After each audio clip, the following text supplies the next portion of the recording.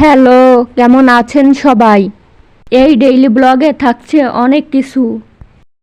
প্রায় ৮টার দিকে ঘুম থেকে উঠেছি। কিছুদিন যাবৎ সকাল ৮টা সাড়ে ৮টার মধ্যেই ঘুম ভেঙে যায়।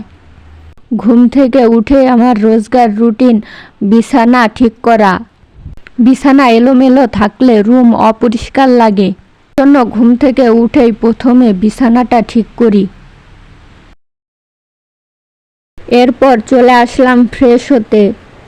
সকালে আমি আমার স্কিন কেয়ার কিভাবে করি সেটাও দেখাবো আজকে। প্রথমে আমি এই ফেস ওয়াশটা ব্যবহার করি। এই ফেস ওয়াশটা আমি সব সময় ব্যবহার করি। এখন পর্যন্ত আমি অনেকগুলো ফেস ওয়াশ ব্যবহার করেছি, সবগুলোর মধ্যে এই ফেস ওয়াশটা সেরা। ফ্রেশ হয়ে চলে আসলাম। আমি স্কিন কেয়ারের জন্য তেমন কিছু ব্যবহার করি না। মুখে শুধু এই ময়শ্চারাইজারটা ব্যবহার করি। আমার ঠোঁট সব সময় ড্রাই থাকে, সেটা সফট রাখার জন্য এই লিপ বামটা ব্যবহার করি।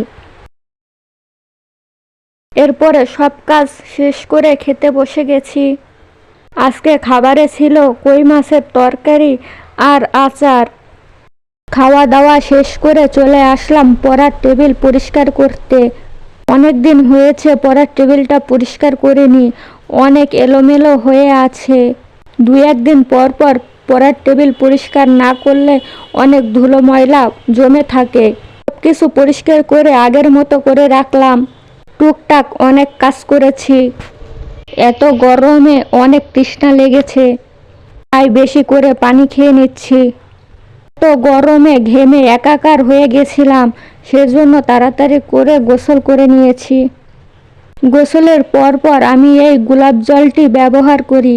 এটা শরীরকে হাইড্রেট রাখতে সাহায্য করে। পরে আর ভাত খেতে ইচ্ছা করছিল না, তাই একটা রামেন নিয়ে রান্না করে নিচ্ছি। অলসতার কারণে যে কোনো রান্না শর্টকাটে করে ফেলি, কি রান্না থেকে কি করে ফেলি নিজেও বুঝি না। ডিম ছাড়া এভাবে রামেন রান্না করলে অনেক মজা লাগে। রামেনটা খুব মজা করে খেলাম। অনেকে হয়তো বলবে এটা আবার কেমন রান্না, কিন্তু আমার কাছে এটাই অনেক ভাল লাগে। ফোনের নিউজ ফিড দেখতে দেখতে কখন জানি ঘুমিয়ে যাই। ঘুম থেকে উঠে দেখি প্রায় 6টা বাজে। আজ সারাদিনে অনেক গরম ছিল, প্রচুর পানি খাচ্ছি। এরপর সন্ধ্যার সময় আসলাম চা বানাতে।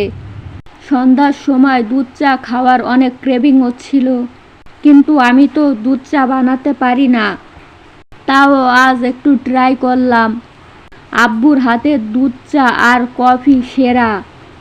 আব্বু বাসায় না থাকার কারণে আজ আমি চেষ্টা করলাম। চাটা মোটামুটি হয়েছে। আজকের ব্লগটি এই পর্যন্তই, এখানেই শেষ করছি।